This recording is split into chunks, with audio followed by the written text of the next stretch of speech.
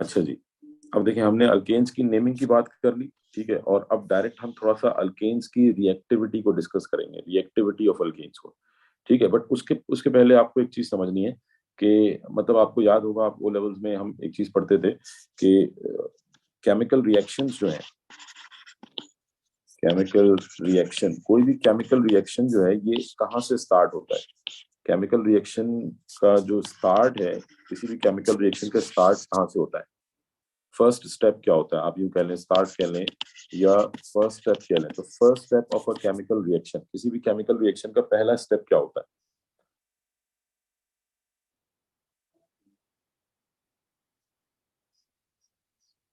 जी याद है बेटा, ये कोई भी केमिकल रिएक्शन हो उसका पहला स्टेप क्या होगा?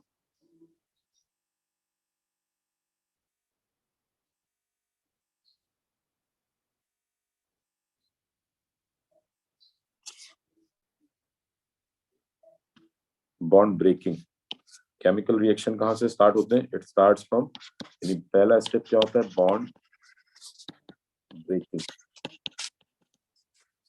ठीक है। Chemical reaction starts from bond breaking. Let suppose, मैं जस्ट एक एग्जांपल दे रहा हूँ कि मीथेन है CH4, ठीक है, आपने मीथेन को रिएक्ट करना है किसके साथ? ऑक्सीजन के साथ, कंबशन है। तो अब ये रिएक्शन कब स्टार्ट होगा? when these bonds between carbon hydrogen it breaks और ऑक्सीजन ऑक्सीजन बॉन्ड ब्रेक्स। जब ये बॉन्ड टूटेगा तो रिएक्शन स्टार्ट होगा, because once these bonds break, तो these atoms they get reactive and they start to they will try to make themselves again stable। तो stability gain करने के लिए ये रिएक्शन में इन्वॉल्व होते हैं। तो केमिकल रिएक्शन कहाँ से स्टार्ट होता है? It starts from bond breaking, ठीक है। And bond breaking it requires energy. Bond breaking जो है इट रिक्वायर्स एनर्जी। तो अब अगर किसी बॉन्ड को ब्रेक करने के लिए एनर्जी ज्यादा रिक्वायर्ड होगी, तो इसका मतलब वो जो मॉलिक्यूल होगा वो इतना ज्यादा रिएक्टिव नहीं होगा। If a molecule required a large amount of energy for bond breaking, that means कि उसके रिएक्शन भी हाईली अनलाइकली होंगे, ठीक है। बट अभी हम फिलहाल ये डिस्कस नहीं कर रहे। अभी जो हमारा मेन टास्क है कि जो बॉन्ड ब्रेकिंग है इसको हम बॉन्ड फिशन भी कहते हैं, बॉन्ड ब्रेकिंग कहते हैं, यानी ये सबसे इंपॉर्टेंट है बिकॉज यहाँ से रिएक्शन स्टार्ट होगा ना। बॉन्ड ब्रेकिंग कहें या बॉन्ड फिशन, ठीक है। तो हम कहते हैं कि केमिकल रिएक्शन जो है it starts from bond fission, bond breaking से। And bond breaking is of two different types, ठीक है। There are two different types of bond breaking, two different types of bond fission. Bond fission या bond breaking जो है ये दो different type की है। Number one is homolytic fission, homolytic fission, and number two is heterolytic fission।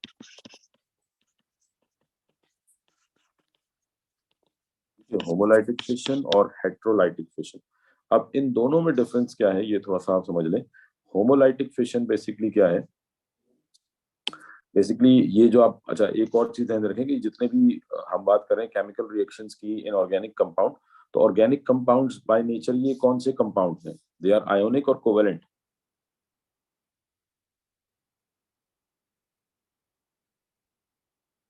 Organic compounds की nature क्या है? आयनिक कंपाउंड्स हैं या फिर कोवेलेंट कंपाउंड्स है? कोवेलेंट है, ठीक है।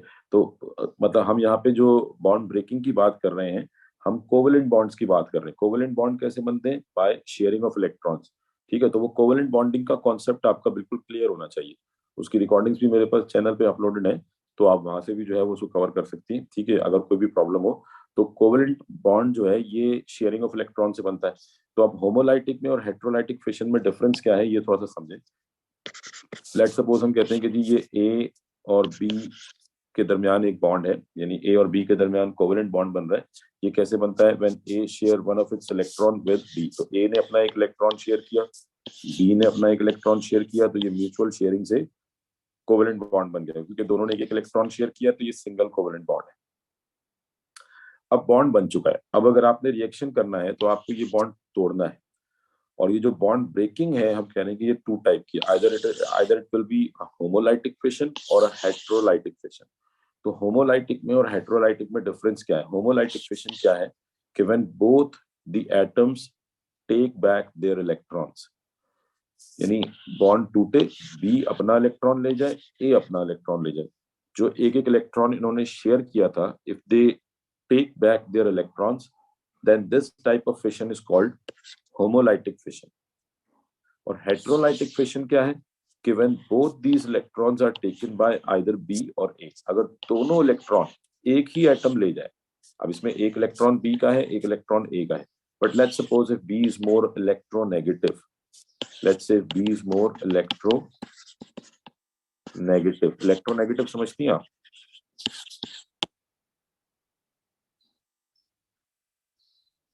डिफाइन करें क्या होती है electronegativity? Tendency of an atom to attract electron, बिल्कुल ठीक है। तो बी की if B is more electronegative, if B में ये एबिलिटी ज्यादा है, if B has a higher nuclear charge, ठीक है, तो इसमें इलेक्ट्रॉन्स को अपनी तरफ अट्रैक्ट करने की एबिलिटी ज्यादा होगी। तो लेट्स हम कहते हैं कि B is more electronegative, so B will take both the electrons, its own electron as well as the electron of A, ये दोनों इलेक्ट्रॉन खींच के ले जाएगा। तो जब ये दोनों इलेक्ट्रॉन ले जाएगा तो अब ये जो फिशन है ये क्या कहलाएगी? Now this would be a heterolytic fission. तो होमोलाइटिक फिशन और हेटेरोलाइटिक फिशन में डिफरेंस क्या है? What is homolytic fission? When both the atoms take back their electrons. Homolytic fission when both the atoms take back their electrons, it is called homolytic fission.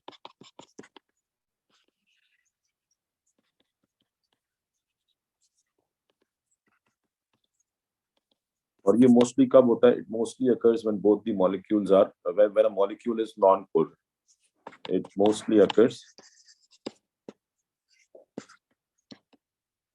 when molecule is non-polar और diatomic, आप कह लें कि homonuclear diatomic molecule हो, एक जैसे atom से बनने वाला मॉलिक्यूल हो, नॉन पोलर। फॉर एग्जांपल हम कहेंगे जी हाइड्रोजन मॉलिक्यूल है, ठीक है, हाइड्रोजन मॉलिक्यूल है H2, तो क्योंकि हाइड्रोजन, दोनों हाइड्रोजन एटम सेम है, दोनों की इलेक्ट्रोनेगेटिविटी सेम है, तो जब ये बॉन्ड टूटेगा, so this hydrogen will take back its electron and this hydrogen will take back its electron. तो ये हाफ एरोज कहलाते हैं। ये जो हमने एरो ड्रॉ किया है ये हाफ एरो कहलाता है। जब भी आप बॉन्ड फिशन शो करते हैं तो आपको, क्योंकि आगे हम मैकेनिज्म ड्रॉ करेंगे, तो उसके लिए आपको ये एरोज जो है ये ड्रॉ करने होंगे, ठीक है। तो जस्ट सिंपल आपने ये एरो ड्रॉ कर लिया कि this atom take back its electron, this atom take back its electron, तो ये आपने हाफ एरोज ड्रॉ किए और इसके नतीजे में यहाँ पे क्या बनेंगे? वी गेट हाइड्रोजन, ये इसको एक इलेक्ट्रॉन मिल गया, और ये हाइड्रोजन, ये इसको एक इलेक्ट्रॉन। अब ये सिंपली हाइड्रोजन एटम है, हाइड्रोजन एटम के पास एक इलेक्ट्रॉन होता है ना, बट यहाँ पे अब इसके लिए आप टर्म क्या यूज करेंगे? This hydrogen atom is now known as a free radical.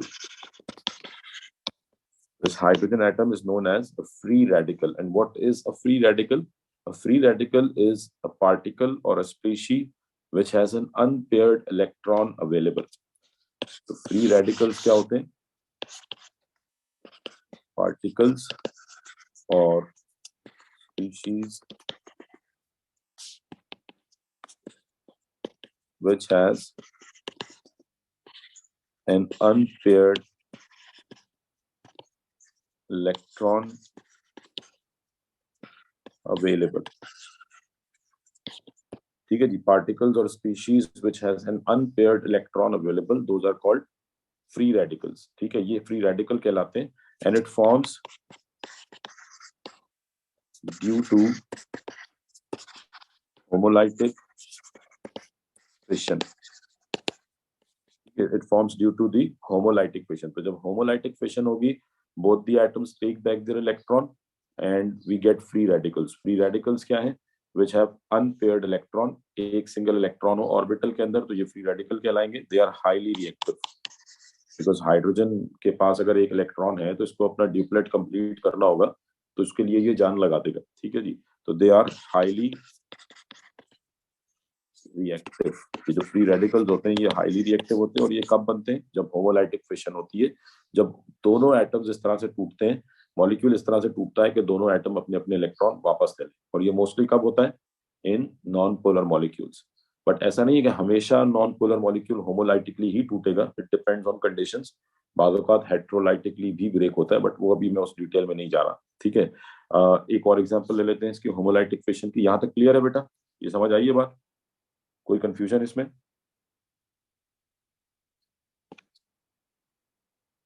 ठीक है, अब जैसे लेट सपोज क्लोरीन है, तो क्लोरीन मॉलिक्यूल, क्लोरीन भी डायटोमिक मॉलिक्यूल है, ठीक है, दोनों के पास तीन तीन लोन पेयर्स अवेलेबल है।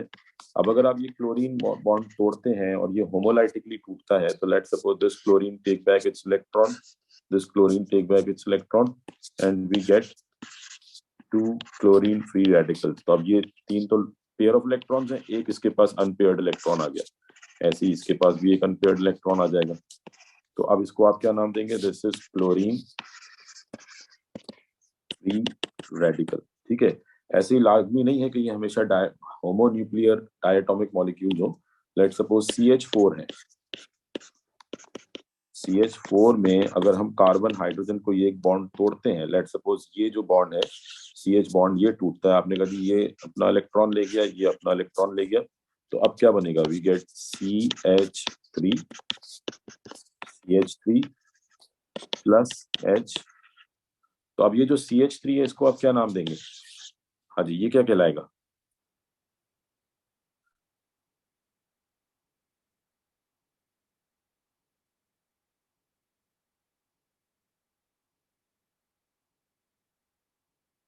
मिथाइल फ्री रेडिकल, बिल्कुल ठीक है। तो मैंने हम पहले भी बात कर चुके थे, अल्काइल्स क्या होते हैं? ये फ्री रेडिकल्स होते हैं, ये रेडिकल्स कह लें। तो this is now a methyl free radicals. तो इससे हमें पता लगा कि अल्काइल कैसे बनते हैं। Alkyls form due to homolytic fission, ठीक है। और ये हाइड्रोजन फ्री रेडिकल है। यहां से हमें एक इंपॉर्टेंट चीज जो पता लगी कि अल्काइल्स are radicals which form due to homolytic fission, ठीक है, which forms due to homolytic fission। तो आई थिंक ये होमोलाइटिक फिशन और फ्री रेडिकल्स ये क्लियर हो गया होगा कॉन्सेप्ट। अभी मैं हेटेरोलाइटिक फिशन डिस्कस नहीं कर रहा, वो हम आगे चल के जब उसको जरूरी आएगा, जब उसके रिएक्शंस आएंगे तो फिर डिस्कस कर लेंगे। फिलहाल होमोलाइटिक फिशन आपको क्लियर हो गई होगी। होमोलाइटिक फिशन क्या है? When both the atoms take back their electrons, represented by half arrow, curly arrows आपने ड्रॉ करने हैं, हाफ एरो ड्रॉ करने हैं, दोनों एटम अपने अपने इलेक्ट्रॉन वापस लेंगे, and we get free radicals, and these free radicals they are highly reactive. ये काफी ज्यादा रिएक्टिव होते हैं, ठीक है, रिएक्शंस में इन्वॉल्व होते हैं। ठीक है जी, तो ये तो हमने जस्ट सिंपल बात कर ली कि होमोलाइटिक फिशन क्या होती है, फ्री रेडिकल्स क्या होते हैं और उनकी नेचर क्या है।